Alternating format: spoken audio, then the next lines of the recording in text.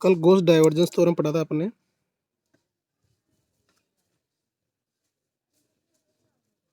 Gauss divergence theorem पढ़ा था कल। उसमें अगर किसी को डाउट है तो प्लीज आप पूछ सकते हो। Gauss divergence theorems, Gauss divergence theorem पढ़ा था कल आपने। और गॉस में मैंने बताया था आपको कि गॉस क्या करता है, किसी सरफेस इंटीग्रल को किसमें कन्वर्ट करता है, वॉल्यूम इंटीग्रेशन में कन्वर्ट करता है। ठीक है, वॉल्यूम में बदल देता है, डाइवर्जेंस ऑफ ए।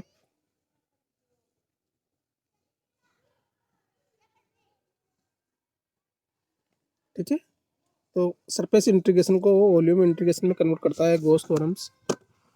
तो इसके बारे में किसी को अगर डाउट है तो प्लीज़ आप पूछ सकते हो।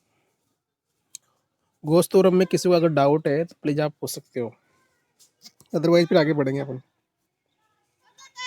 अच्छा भाई, किसी को अगर गॉस थ्योरम समझ में नहीं आई है, अरे भाग जाओ यहाँ थोड़ी देर, जा, सुन रही है, सॉरी है, जा क्लास ले रही, भाग जाओ थोड़ी देर, भाग जाओ थोड़ी देर, चिल्ला मत फिर यहाँ।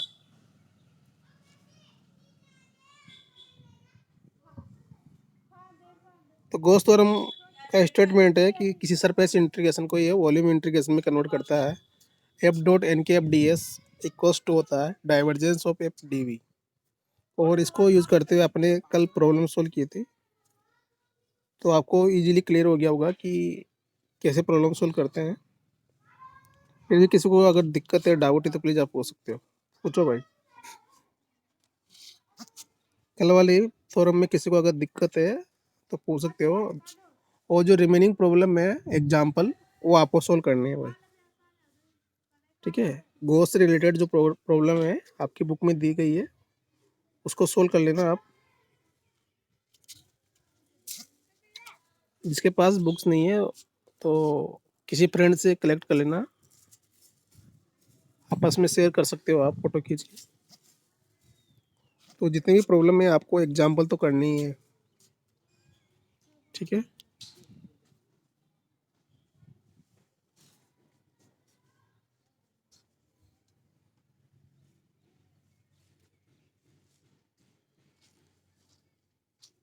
आगे बढ़े भाई।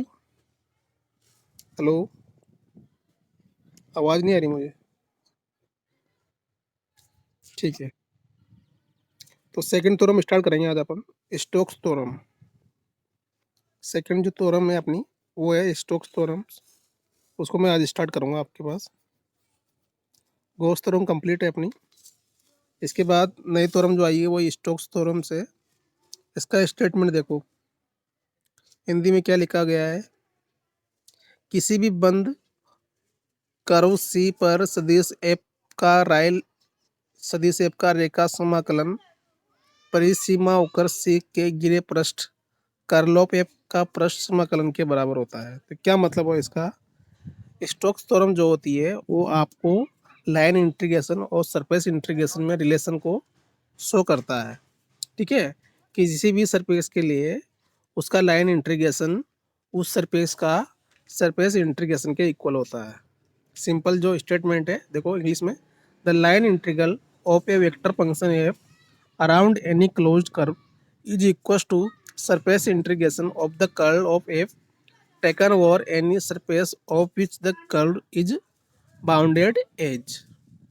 तो सिंपल आपको स्टेटमेंट के रूप में आपको क्या याद रखना है, इसका मैथमेटिकल फॉर्म याद रखना है। मैथमेटिकल फॉर्म आपके सामने लिखा हुआ है कि ये जो लाइन इंटीग्रल है उसको किस में कन्वर्ट करता है। सॉरी,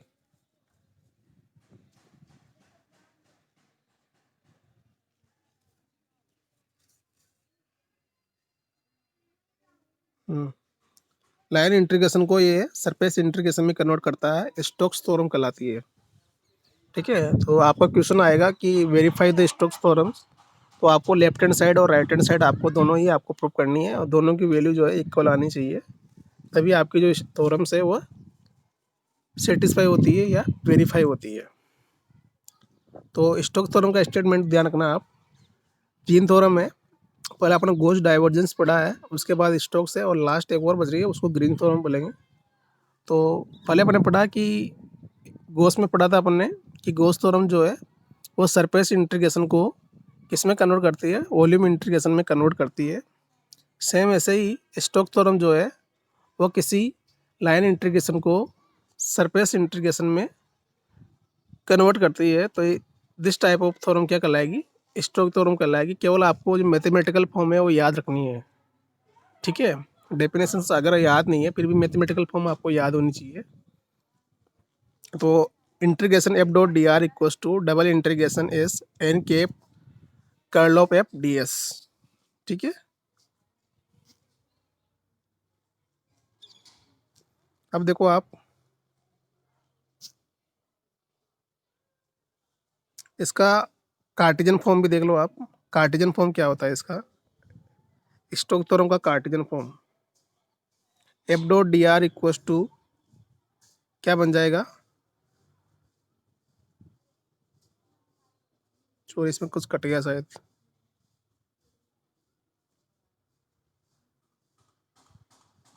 इसमें शायद कुछ कट गया है, रहने दो इसको।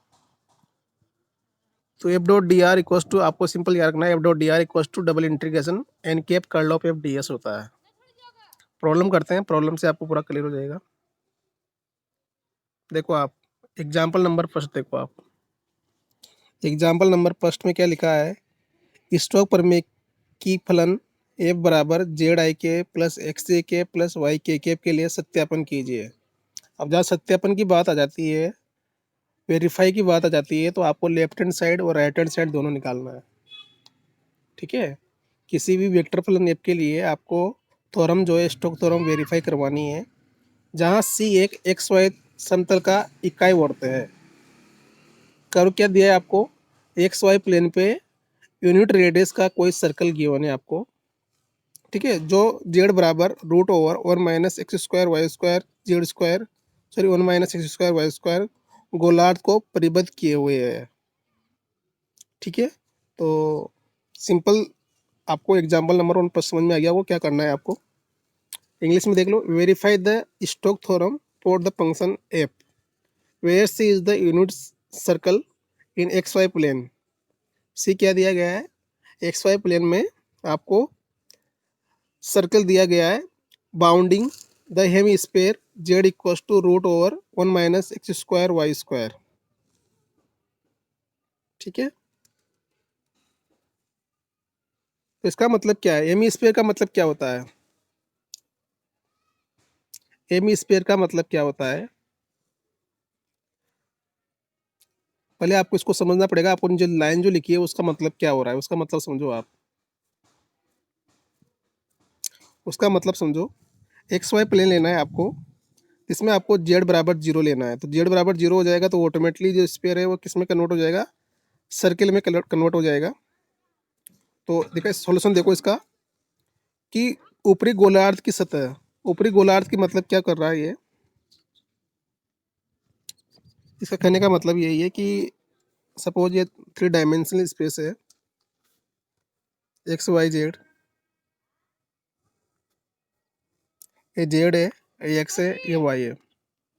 अगर मान लो यहाँ पे कोई गोला रखा हुआ है, ठीक है, कोई गोला रखा हुआ है X square plus Y square plus Z square का, तो अपन जो बात कर रहे हैं, अपन इसकी बात कर रहे हैं यहाँ पे एमी स्पेयर की बात कर रहे हैं। तो एमी स्पेयर के लिए यहाँ पे जेड बराबर क्या हो जाएगा, जीरो हो जाएगा, ठीक है। और जब जेड बराबर जीरो हो जाएगा तो जो स्पेयर होगा वो किस में कन्वर्ट हो जाएगा, सिंपल सर्किल में कन्वर्ट हो जाएगा, ठीक है। एमी स्पेयर का मतलब सिंपल वो सर्किल ही हो गया, और इसका इक्वेशन हो जाएगा X square plus Y square बराबर 1, ठीक है। अब इसके लिए आपको स्टोक थ्योरम जो है वेरीफाई करवानी है। ये स्टेटमेंट है, देखो आप, स्पष्ट ऊपरी गोलार्ध की सतह X square plus Y square plus Z square बराबर 1 एक्स वाई तल अर्थात जेड बराबर जीरो को इकाई वर्त से मिलता है। अब जो स्पेयर है वो स्पेयर जो है इस गोले को मिल रहा है, इस वर्त को मिल रहा है किस पे, किस में मिल रहा है, एक्स वाई तल पे। तो सिंपल आपको क्या करना है, स्टोक्स थ्योरम का वेरीफाई करवाना है। तो सिंपल आपको पहले लेफ्ट हैंड साइड सोल्व करना है F dot D are, F dot D are solve करना है आपको पहले।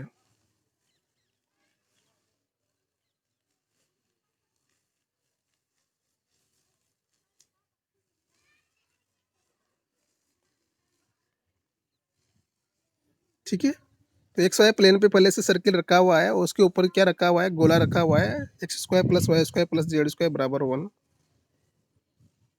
तो सबसे पहले अपन लेफ्ट हैंड साइड सोल्व करेंगे भाई।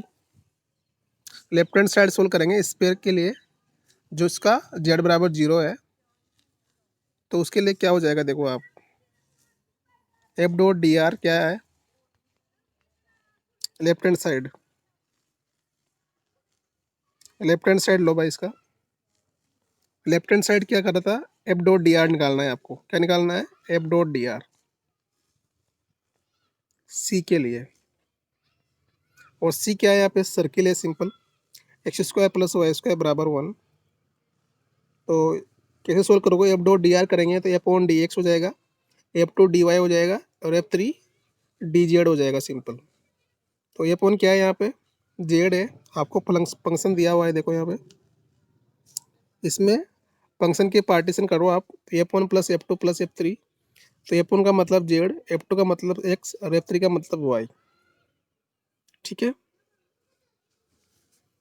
अब देखो यहाँ पे जब एफ डॉट डी आर लिखूंगा मैं तो एफ वन डी एक्स हो जाएगा, एफ टू डी वाई और एफ थ्री डी जेड। तो क्या आ जाएगा, Z D X plus X D Y plus Y D Z. ठीक है, एफ डॉट डी आर। तो यहाँ देख सकते हो आप डायरेक्ट।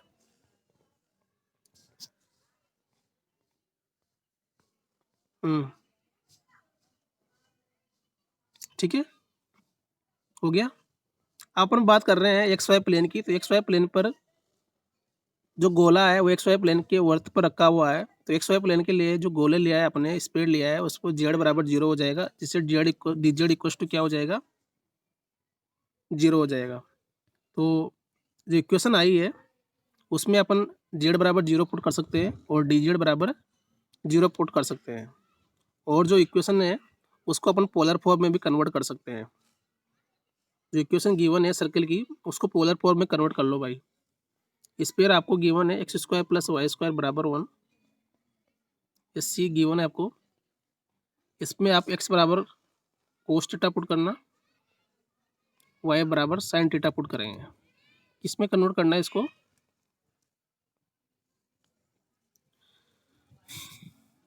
इसको पोलर फॉर्म में कन्वर्ट किया मैंने, तो ये फॉर्म आएगी।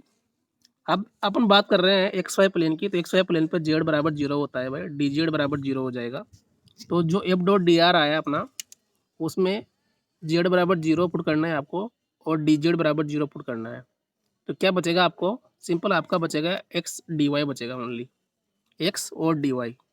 तो आपका एक्स दिया है ये रहा, और डी वाई वहाँ से निकाल सकते हो आप, डी वाई निकालो भाई इसका। तो डी वाई क्या बनेगा, कोस थीटा डी थीटा। ठीक है, अब वैल्यू पुट कर दो यहाँ पे, तो cos theta into cos theta D theta हो जाएगा कोस स्क्वायर थीटा। ठीक है, अब लिमिट जो है, लिमिट क्या हो जाएगी, लिमिट देखो आप, लिमिट क्या होगी इसकी कौन बताएगा। यूनिट स्पेयर का है, सी बराबर क्या है, इकाई त्रिज्या का एक गोल, एक वर्त है। तो इसका अगर मैं थीटा वाली इसकी रेंज लूँ, लिमिट लगाऊं, तो क्या लगेगी भाई, सी किसको डिनोट कर रहा है, यूनिट स्पेयर को डिनोट कर रहा है। और सी का मतलब है ऐसा सर्किल जिसकी रेडियस 1 है, तो उसकी लिमिट हो जाएगी 0 से 2 पाई। ठीक है, थोड़ा समझना पड़ेगा आपको। सी बराबर क्या है यहाँ पे, X square plus Y square बराबर 1 है। तो एक तरह से गोला है ये, जहाँ से स्टार्ट करेंगे वही आना है वापस। तो लिमिट हो जाएगी 0 से 2 पाई। ठीक है, तो 0 से 2 पाई लिमिट हो जाएगी, और cos square theta D theta. अब इसका इंटीग्रेशन करना है आपको सिंपल। इसका इंटीग्रेशन इसने डायरेक्ट कर रखा है, अगर डायरेक्ट करना चाहो तो कर सकते हो, वाली फॉर्मूला होता है ये, वाली फॉर्मूला पढ़ा होगा आपने। डायरेक्ट नहीं करना चाहो तो आप इसको ओपन कर सकते हैं। कोस स्क्वायर थीटा का मतलब होता है 1 प्लस, क्या होता है भाई बताओ, कौन बताएगा, 1 plus cos two theta upon 2, ये होता है भाई 1 plus cos two theta upon 2। इसको कन्वर्ट कर दो, उसके बाद इंटीग्रेशन कर दो। कोस स्क्वायर थीटा का मतलब होता है 1 plus cos two theta upon 2। इसमें कन्वर्ट कर दो, उसके बाद इंटीग्रेशन कर दो। तो क्या आ गया आपका, क्या आ गया भाई, करके देखो, इंटीग्रेशन करके देखो क्या आ रहा है, क्या यही आ रहा है कि पाई आ रहा है क्या, करके देखो सब एक बार, सब करके देखो भाई।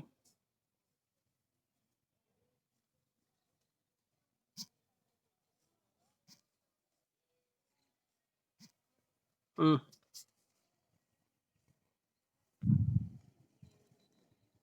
ममता कुमारी, प्रतीक।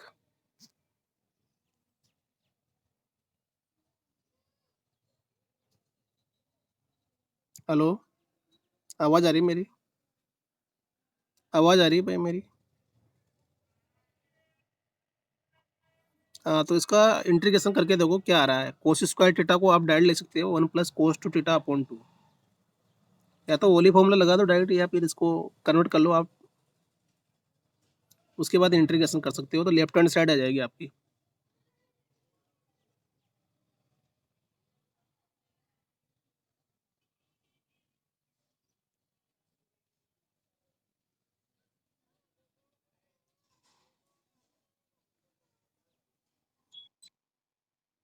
पाई, पाई आएगा बस, पाई आएगा, आ गया पाई सबके, पाई आ गया सबके।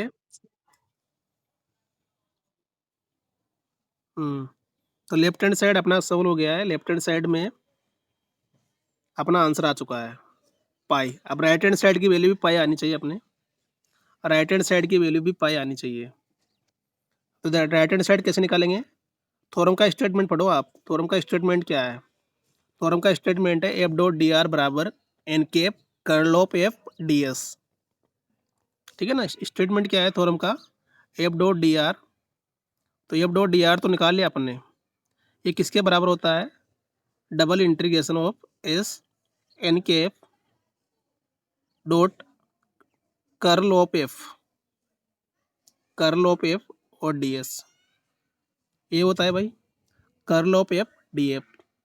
तो आपको पहले कर्ल ऑफ एफ निकालना पड़ेगा, कर्ल ऑफ एफ निकालना पड़ेगा आपको, उसका फिर एन के एफ के साथ डॉट लेना है आपको, फिर उसके बाद डी एक्स डी वाई करना है। समझ में आ रहा है मैं क्या बोल रहा हूँ, right hand side left hand side निकाल लिया अपन ने, केवल आपको राइट हैंड साइड निकालना है, और राइट हैंड साइड के लिए आपको पहले कर्ल ऑफ एफ निकालना है, उसके बाद एन के एफ निकालना है, एन के एफ के बाद उसका डॉट लेना है, उसके बाद डी एक्स डी वाई लगा के आपको इंटीग्रेशन करना है, डबल इंटीग्रेशन करना है। ठीक है, समझ में आ रहा है भाई सबको, समझ में आ रहा है।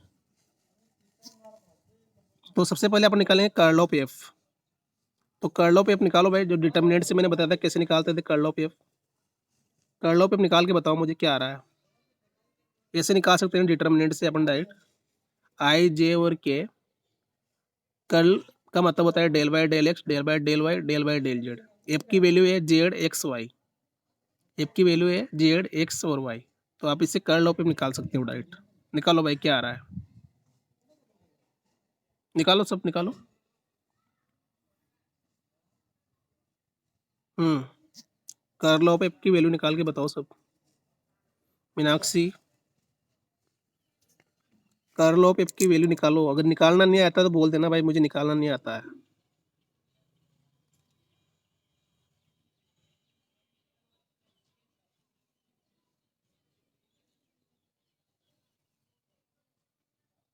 मयंक, किंसुक, अंकित मालव,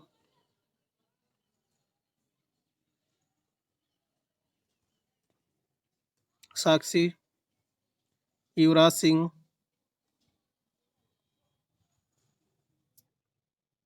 निकाल रहा है, आ रहा है। अंजलि,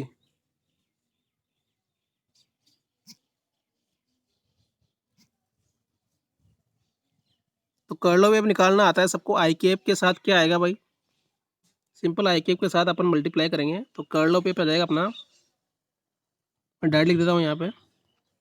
देखो सोल्व कैसे करते हैं, पहले आई के एफ को करेंगे तो आई के एफ के सामने वाला कॉलम और रो हटा देते हैं, और उसके सामने क्रॉस मल्टीप्लाई करते हैं, तो डेल वाई होगा तो 1, और डेल अपॉन डेल जेड करेंगे एक्स का, तो एक्स का 0 हो जाएगा, और ये आ जाएगा आई के एफ। इसके बाद आता है माइनस का जे कैप। तो माइनस के लिए क्या करेंगे, अब जे का नंबर आएगा, जे में क्या करते हैं, रो और कॉलम को क्रॉस कर देते हैं, जो बचा है उसको सोल्व करते हैं क्रॉस मल्टीप्लाई करते हुए। तो डेल अपॉन डेल एक्स करेंगे वाई का तो जीरो हो जाएगा। उसके बाद डेल अपॉन डेल जेड करेंगे जेड का, तो जेड का क्या होता है, वन होता है। ये क्या आ जाएगा, अपना जे कैप आ जाएगा। इसके बाद आता है प्लस, आप के कैप के लिए निकालेंगे। के कैप के लिए कैसे निकालते हैं भाई, के कैप के लिए ऐसे निकालते हैं, कॉलम और रो क्रॉस कर देंगे, क्रॉस मल्टीप्लाई करेंगे तो डेल बाय डेल एक्स करेंगे तो वन होगा, del by del Y Z करेंगे तो जीरो हो जाएगा। और ये आएगा के कैप।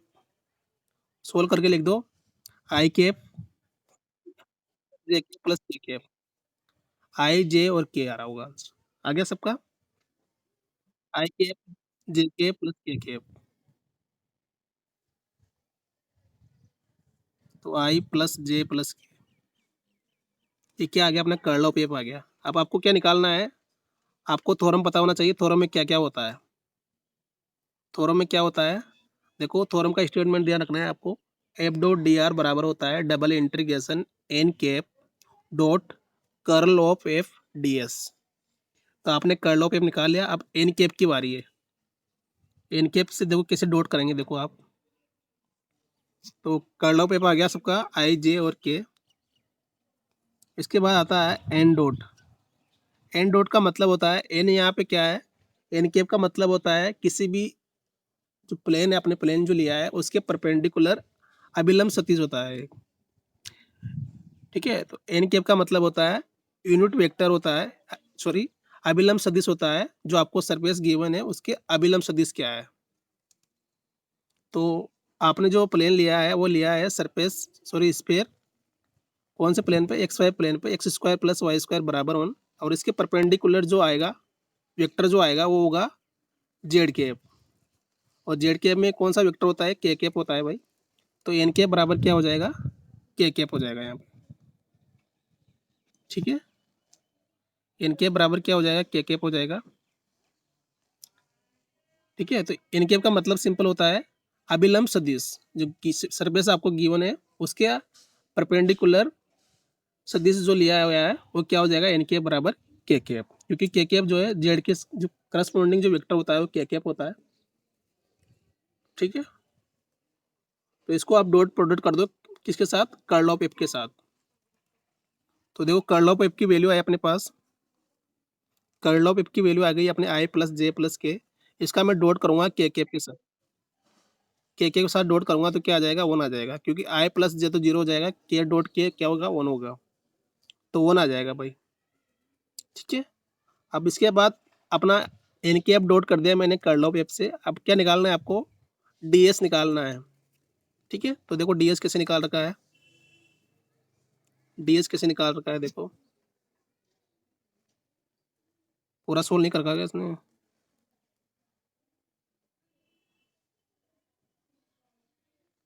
देखो डी एस निकाल रखा है, one dot D S, value put कर दो आप, राइट हैंड साइड में वैल्यू पुट कर सकते हो आप।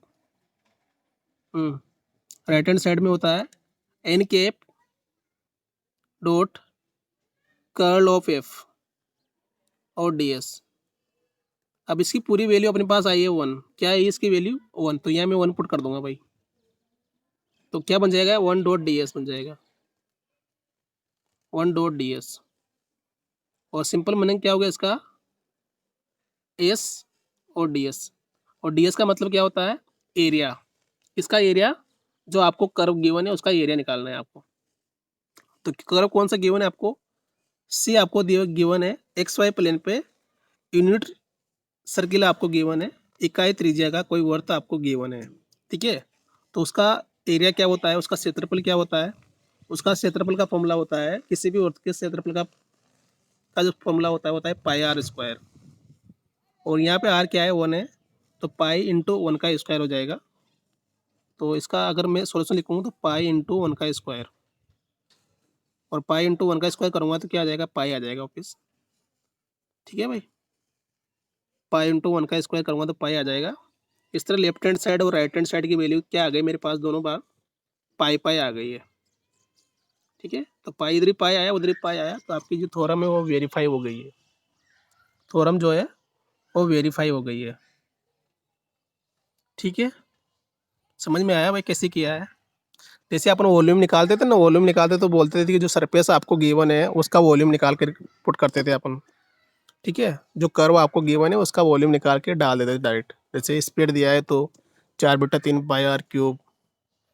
अब यहाँ पे क्या होता है, अगर आपको ऐसी कोई स्पीड दी है, किसी किसी को कोई प्लेन दिया है जिसका आपको सरफेस पता है या कोई इसका एरिया पता है, तो उसका डायरेक्ट एरिया पुट कर सकते हो आप। जैसे यहाँ पे सर्किल दिया है तो सर्किल का एरिया आप जानते हो, तो डायरेक्ट आप डॉट डी एस करके उसमें एरिया पुट कर सकते हो।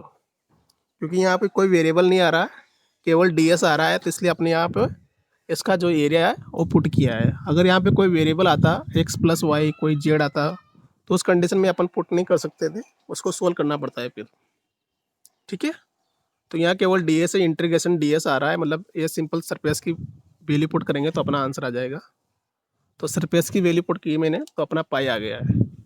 तो इस तरह लेफ्ट हैंड साइड और राइट हैंड साइड की वैल्यू इक्वल आ रही है, तो अपनी थ्योरम क्या है, वेरीफाई है भाई।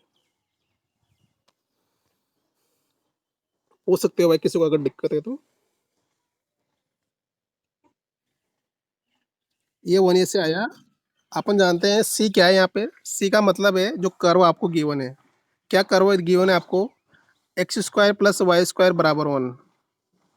ये क्या होता है, ये किसी भी वर्त का समीकरण है जिसकी त्रिज्या कितनी है, 1 है। त्रिज्या कितनी है यहाँ पे, r बराबर कितना है, 1 है। ठीक है, अब देखो ds का मतलब होता है area of given surface. Area of given surface, जो आपको जो सरफेस गिवन है उसका एरिया निकालना है। तो एरिया ऑफ गिवन सरफेस क्या होता है, सिंपल πr² होता है। जो सरफेस दी है आपको वो वर्त दिया गया है, और वर्त का जो क्षेत्रफल होता है वो क्या होता है, πr²। और यहाँ पे r कितना दिया गया है, 1 दिया गया है, इसलिए पाई इंटू 1 का स्क्वायर करेंगे तो क्या आ गया, इसे पाई आ गया।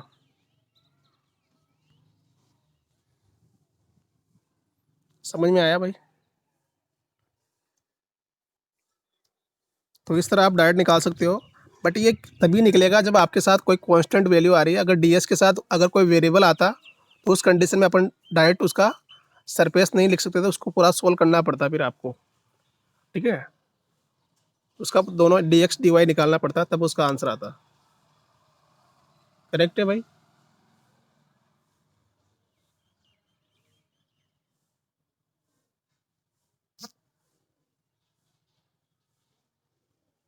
हाँ, किसी को अगर दिक्कत है तो पूछ सकता है भाई, पूछो भाई। किसी को कोई प्रॉब्लम है इस वाली प्रॉब्लम में, स्टोक्स थ्योरम का स्टेटमेंट मैंने बताया मैंने, और उससे रिगार्डिंग मैंने एक प्रॉब्लम कराई है जिसमें मैंने वेरीफाई की है स्टोक्स थ्योरम। ऐसा क्वेश्चन आएगा, बड़ा मेजर क्वेश्चन आएगा, इस टाइप का ही आएगा जिसमें आपको वेरीफाई करना है। तो आप इजीली उसको सोल्व करना है आपको आहिस्ता आहिस्ता, तो कर लोगे भाई मेरे हिसाब से, इसे कोई दिक्कत आएगी नहीं आपको। पूछो, अगर किसी को डाउट है तो पूछ सकते हो आप, पूछो भाई। किसी को अगर कोई प्रॉब्लम है समझ में नहीं आया हो तो प्लीज़ आप पूछ सकते हो। प्रतीक, प्रतीक लालवानी। हो सकता है आपको कोई सरफेस से रिगार्डिंग कोई प्रॉब्लम हो, तो मतलब सरफेस कैसे ली सर ये, तो उसमें अगर कोई दिक्कत आए तो पूछ सकते हो आप।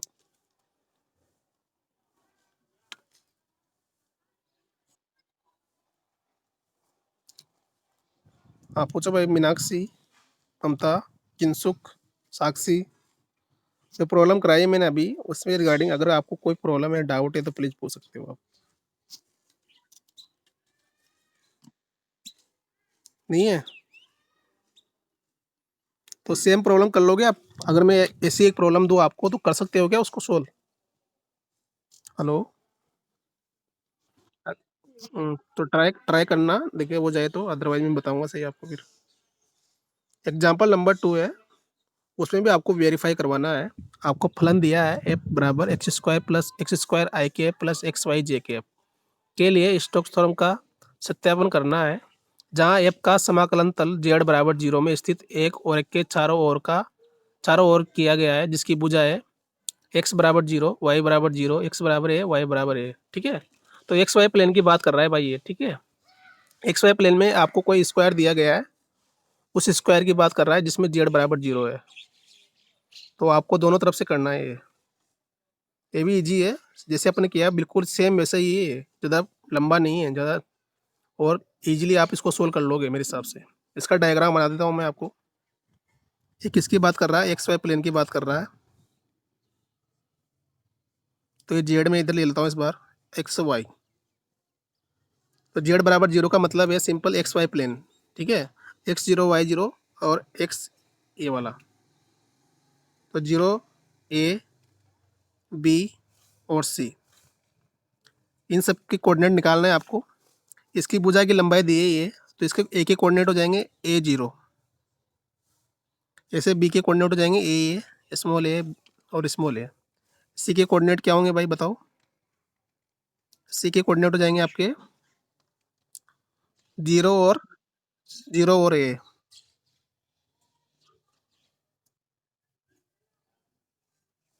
तो सिंपल एक्स वाई प्लेन की बात हो रही है, वो लिखा भी है साफ साफ। तो आपको सिंपल क्या निकालना है, एफ डॉट डी आर निकालना है। तो आपको लाइन के अकॉर्डिंग चलना है, लाइन जो मैंने बताई थी आपको बिल्कुल वैसे चलना है। एफ डॉट डी आर निकाला था आपने पहले, एक प्रॉब्लम कराई थी मैंने एस सी सी एम पहले, इसमें अपने लाइन के अकॉर्डिंग चल रहे थे, ठीक है। तो लाइन के अकॉर्डिंग चलना है आपको। पहले आपको ओ से ए चलना है, ओ से ए के लिए निकालना है एफ डॉट डी आर। उसके बाद ए से बी चलना है, उसके बाद बी से सी चलना है, उसके बाद सी से वो चलना है, और सबको लास्ट में ऐड कर देना है। तो लेफ्ट हैंड साइड आ जाएगा आपका एफ डॉट डी आर, ठीक है। अब राइट हैंड साइड के लिए क्या करना है आपको, राइट हैंड साइड के लिए आपको पहले कर्ल निकालना है। एफ दिया है आपको, कर्ल एफ निकालना है। और सेम वैसे ही एन कैप की वैल्यू यहाँ पे के कैप होगी, क्योंकि जो परपेंडिकुलर जो वेक्टर होगा वो जेड कैप होगा, उसके करस्पॉन्डिंग जो वेक्टर होगा वो क्या होगा, के कैप होगा। तो एन कैप बराबर क्या होगा, के कैप होगा। तो उसको डॉट प्रोडक्ट करना है आपको N cap dot curl of F से। फिर उसका क्या लेना है आपको, डी एस लेना है। तो डी एस में आप डायरेक्ट ले सकते हो, क्योंकि कॉन्स्टेंट आएगा, डॉट लोगे आप तो कॉन्स्टेंट आएगा, और इंटीग्रेशन डी एस बचेगा। तो इंटीग्रेशन डी एस का मतलब है कि जो स्क्वायर मिला है उसका एरिया क्या लिखना है आपको, और स्क्वायर का एरिया क्या हो जाएगा, ए इंटू ए, यानी कि ए स्क्वायर, ठीक है। जो अभी जो सिर्फ अपने जो प्रॉब्लम की है बिल्कुल वैसे ही करना है आपको, कोई भी उसमें कोई भी चेंज नहीं है। सिर्फ वहाँ पे गोल, वहाँ पे सर्किल था और यहाँ पे स्क्वायर आया है, ठीक है। यहाँ पे वर्ग आया है, वहाँ पे वर्थ था, और कोई चेंज नहीं है। करके देखो, नहीं आएगा तो फिर बताऊंगा मैं। पहले आप इसका लाइन इंटीग्रल निकालो चारों भुजा का।